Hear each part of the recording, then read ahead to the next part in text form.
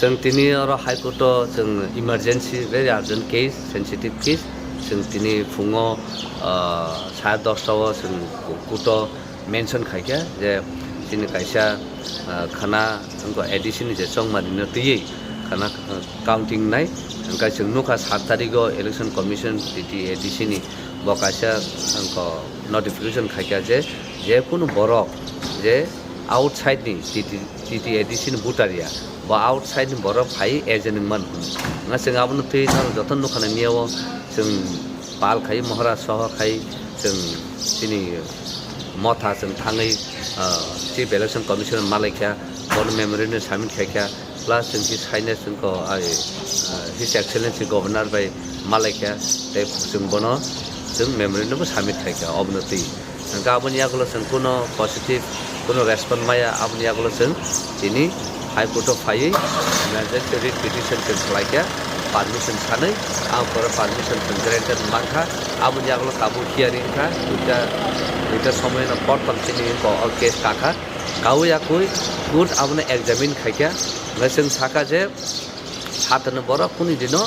काउन्टिं agent मैया जों ताबो नुखा इ करं जे tribal areas automatic council constitution election and conduct of business rule 1985 आ जागोनी 52 रूल 52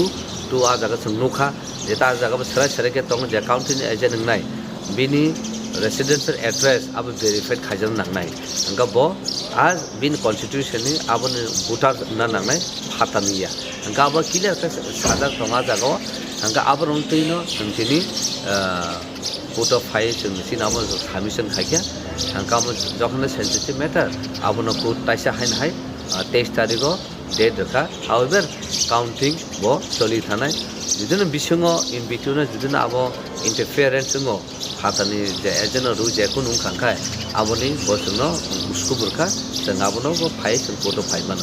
काकाब खूब सीरियस मैटर आबनो ऑनरेबल कोर्ट बेलायके माने सीरियस के नाखा अंका मो एग्जामिन को कहां पे खाइजनाय अंकाय नेक्स्ट इलेक्शन रग जिदुन अब हाइङाते का जों ताकसे नु खाथिन तिनि जों जेफुरु जों इलेक्शन को कमिशनर जों कपि रना थांपुरु बर अमो अलरेडी बर सोलायै अमनो अलरेडी 52 जे जों जे सानमाने अमनो बर अलरेडी रि देखा जों कोट फाइनल सकाना संग कपि मानका माने बर अलरेडी अमो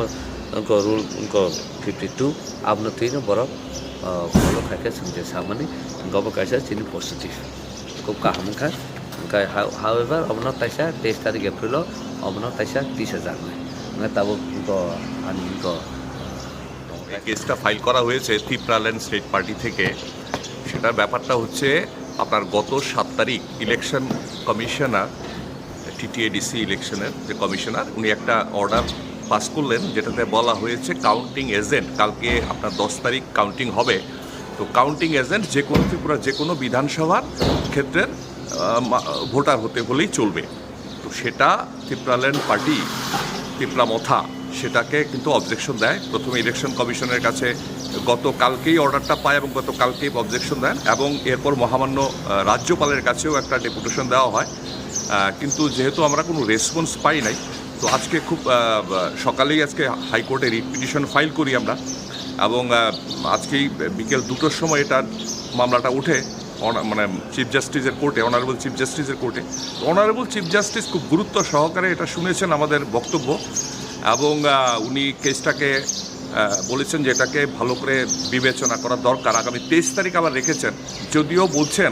উনি বলছেন যেহেতু কালকে ইলেকশন অলরেডি সব পলিটিক্যাল পার্টি কাউন্টিং এজেন্ট নিযুক্ত করে দিয়েছে এখন যদি সেটাকে স্টে করা হয় তাহলে একটা বিরাট প্রবলেম হয়ে যাবে সবার পক্ষে এর জন্য উনি স্টে করেননি কিন্তু উনি স্টে করার পক্ষে ছিলেন তো আগামী 23 তারিখ এই মামলাটা হবে হয়তো ভবিষ্যতে এরকম আর কিছু হবে না একটা হাইকোর্ট এটা বিবেচনা করবে তো আমরা খুশি এবং আমাদের রিপ্রেজেন্টেশনের পরে আজকে দেখলাম ইলেকশন কমিশন আরেকটা অর্ডার বের করেছে যাতে বলা হয়েছে যে রুল 52 কমপ্লাই করতে হবে তো আমাদের মোটামুটি দাবি ছিল রুল 52 কমপ্লাই করলে আমরা যা চেয়েছি সেটা আমরা হয়ে যাবে রুল 52 তে এমন কিছু প্রভিশন আছে যে বাইরের কেউ এই কনস্টিটিউয়েন্সির বাইরের কেউ এখানে কাউন্টিং এজেন্ট বা ইলেকশন এজেন্ট হওয়ার প্রবলেম আছে কিছু তো কিছুটা আমরা স্যাটিসফাইড আর বাকিটা মহামান্য আদালত বিচার করবেন। ধন্যবাদ।